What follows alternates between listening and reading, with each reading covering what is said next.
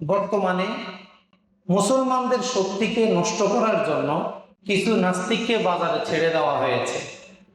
তারা কোরআনের ভুল ধরে, তারা নবীজির ভুল ধরে, তারা ইসলামের ভুল ধরে, তারা সমালোচনা করে। এগুলা দ্বারা যারা বোকা মানুষ তারা প্রভাবিত হতে পারে। এই কাজগুলো তো মক্কার লোকেরাও করার চেষ্টা করছিল, কিন্তু তারা তো কোরআনের ভুল ধরতে পারে না।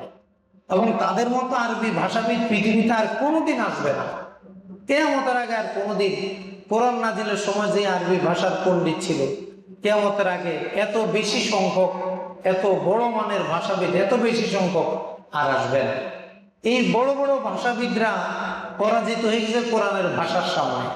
এখন কোনো বোকা যদি বলে কোরআনে ভুল আছে, নবীজি জীবনীতে এটা ভুল আছে, হাদিসে এটা ভুল আছে, আল্লাহর এটা ভুল হয়েছে, তো ধরে নিতে হবে এই লোকটার অজ্ঞ, একেবারেই মূর্খ।